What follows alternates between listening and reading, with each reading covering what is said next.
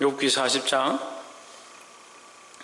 40장 말씀 우리가 함께 나누겠습니다. 욥기 40장 말씀은 하나님께서 욥에게 직접 질문을 하시는 그런 장면입니다. 그래서 지금까지 보면 하나님께서 일방적으로 말씀하시고 또 욥과 그 친구들도 일방적으로 얘기했었는데 이제 직접적으로 하나님께서 욥에게 대화를 청하는 그런 장면들이 나오는 겁니다. 그래서 결국 하나님 앞에서 그들이 하나님 음성을 들음으로 말미암아 어떻게 되느냐, 모든 문제가 해결되었다라는 거죠. 근데 우리는 하나님으로 말미암아 우리의 삶의 문제들을 해결해야 한다라는 거예요. 근데 하나님을 찾지 않고 내 논리와 내 생각으로 문제를 해결하려고 하다 보면 결국 그것은 해결하는 것이 아니라 내 생각으로 맞춰가는 짜맞추기식밖에 되지 않는다. 그래서 하나님의 뜻에 맞추고 하나님께 맞추는 그런 사람들이 되어야 한다라는 겁니다. 40장 1절에 여호와께서 또 욥에게 말씀하여 이르시되 2절에 변박하는 자가 전능자와 다투겠느냐, 하나님과 변론하는 자는 대답할지니라. 트집 잡고 변박하고 다투는 자가 누구냐? 욥이다 이 말이죠. 욥을 하나님께서 의로움과 그가 하나님을 신실하게 신뢰하는 것을 인정하지만 너도 또한 하나님 앞에 하나님께 따지고 묻고 그렇게 하는 것이 있다, 이제 그렇게 말하는 거예요. 근데 이것은 욥이 괴롭고 힘든 것 때문에 하나님께서 왜 내게 이렇게 하시느냐, 왜 말씀해 주지 않느냐, 나의 고통이 왜 이런 고통인지를 말씀해 주셨다면, 이렇게 말했던 것들 때문에 하나님께서 다시 욥에게 묻는 겁니다. 결국 욥도 어땠다? 상황과 고통 때문에 그 환경이 하나님보다 크게 느껴졌다라는 거죠. 하나님을 향한 믿음을 잃지 않았고 하나님 앞에 하나님을 향한 의를 잃어버리지는 않았지만 그 고통 때문에 하나님을 원망하게 되고 그 환경 때문에 하나님 앞에 힘들어했던, 그래서 결국 그 상황과 환경이 어땠다? 하나님보다 커져버린 그 문제가 있었다라는 거죠. 우리는 이것을 우리에게 굉장히 중요한 도전으로 보아야 합니다. 환경과 상황들이 우리에게 고통이 되고 넘어갈 수 없는 산처럼 보인다 할지라도 그 뒤에 하나님 계심을 기억해야 한다는 거죠. 근데 인생은 이런 연속 가운데 있다. 조그만 환경이 어렵고 힘든 일이 닥치면 계속 하나님을 바라보지 못하고 눈앞에 있는 문제들만 바라보고 지금 속상한 것들과 지금 감정의 어떠함과 지금 눈앞에 보이는 것들 때문에 결국 하나님을 잃어버리는 그런 신앙이 있다는 거예요. 볼 수 있길 소망합니다. 4절에 나는 미천하오니 무엇이라 주께 대답하리이까, 손으로 내 입을 가릴 뿐이로소이다. 이게 할 말이 없다는 말이죠. 예. 감히 하나님 앞에서 입을 열어서 말할 수 없습니다.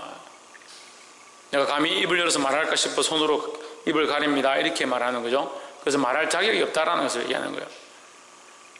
5절에 내가 한두 번 말하여 싸운즉 다시는 더하지도 아니하겠고 대답지도 아니하겠나이다 했습니다. 욥이 말했다는 걸 인정하는 거죠. 자기가 하나님 앞에 건방지게 말했다는 것을 스스로 인정하는 거죠. 이 말은 뭐예요? 나는 죄인입니다, 내가 잘못했습니다라는 표현을 하는 거죠. 결국 이 4절과 5절에서 욥은 하나님을 만남으로 내 안의 의문들과 내 안의 고통들과 내가 하나님을 원망했던 부분들은 어떻게 됐다? 해결되었다는 거죠. 그래서 우리의 문제는 하나님을 만남으로 해결된다라는 거예요. 하나님 앞에서 이 모든 고통과 문제와 이 환경들은 별것이 아닌 줄 알게 되어야 한다는 거죠. 근데 우리는 항상 어떻습니까? 환경이 조금 나빠지면 하나님 왜 나에게 이렇게 하십니까? 하나님 또 보이지도 않아요. 하나님 왜 이렇게 하십니까? 하는 사람은 조금 나아요, 그래도. 근데 환경이 커지고 문제가 커지고 상황이 커지고 우리 앞에 닥쳐있는 이 현실이 커지기 시작하면 하나님이고 교회고 목회자고 아무것도 안 보이고, 보이는 건 뭐냐? 오로지 걱정, 근심거리와 이 문제밖에 안 보인다. 이 모든 문제들은 하나님 앞에서 다 사라져야 될 줄 믿습니다. 뭐가 제일 커야 되냐? 하나님이 가장 커야 된다는 거예요. 하나님을 가장 귀히 여기고 하나님을 가장 존중히 여기고 하나님을 바라봄으로 이 모든 문제를 승리하기를 주의 이름으로 축복합니다. 그래서 하나님 앞에 다 해결된다라는 거죠. 6절 한번 봅시다. 여호와께서 폭풍 가운데서 욥에게 말씀하여 이르시되 7절 너는 대장부처럼 허리를 묶고 내가 내게 묻는 것을 대답할지니라 했습니다. 대장부처럼 허리를 묶고 하나님께서 욥에게 이 말씀하시는데 대장부처럼 허리를 묶어라. 어디를 묶어라? 허리를 묶어라. 허리를 묶는다는 말은 무슨 말이에요? 흔들리지 않는다는 거예요. 흔들리지 않는다. 우리나라 장미란이죠. 역도 선수가. 예. 장미란이 그 역기 바벨을 들 때에 허리를 이 띠를 풀고 있다가 들기 전에 다 이걸 단단하게 묶습니다.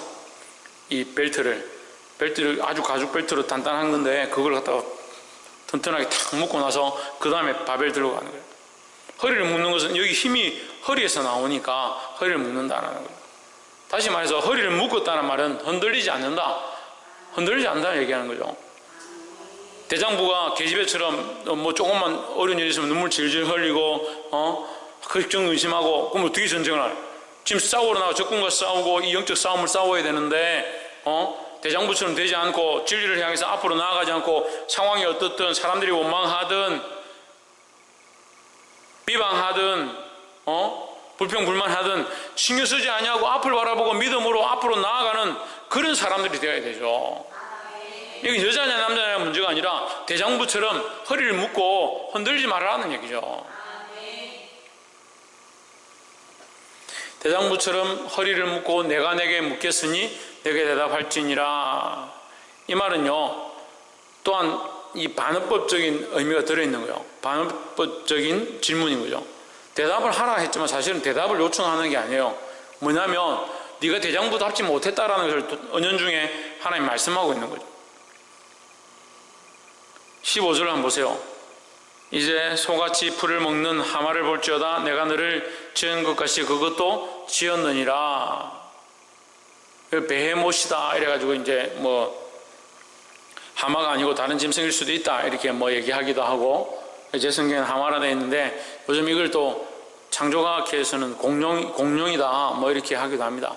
어쨌거나 우리 이제 연상하기는 이제 하마를 연상해 보면 되겠습니다. 16절에 그 힘은 허리에 있고 그 세력은 배의 힘줄에 있고 있습니다. 그 힘이 어디 있다? 허리에 있다. 허리에 있다. 너희는 대장부처럼 어떻게 하라고? 허리를 묶고 대장부처럼 서서 흔들리지 말고 굳게 서서 허리를 묶어라. 누구를 비교하는 거예요?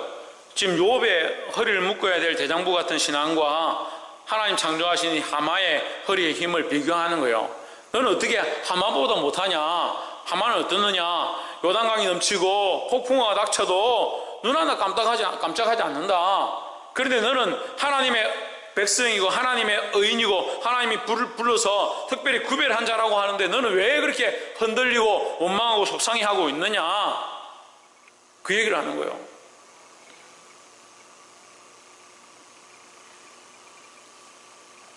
그걸 비교하는 거죠.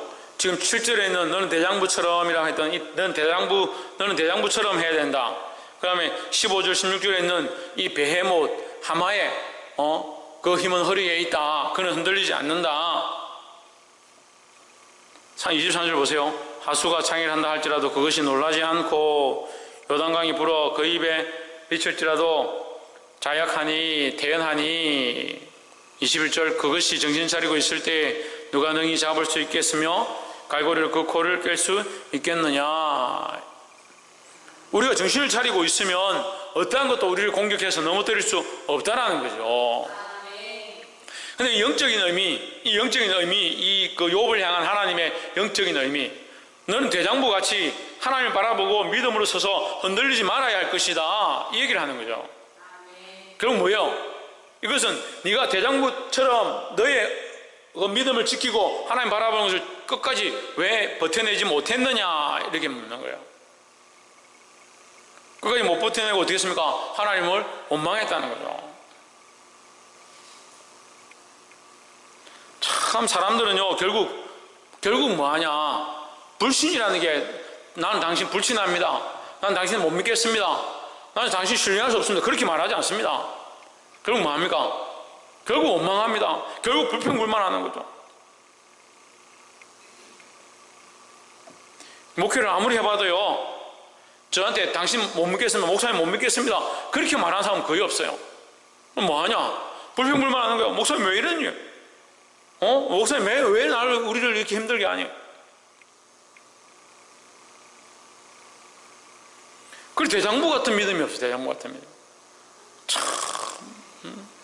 저도 하나님만 바라보고 가야 되겠지만 참 성도들 바라볼 게 없어요.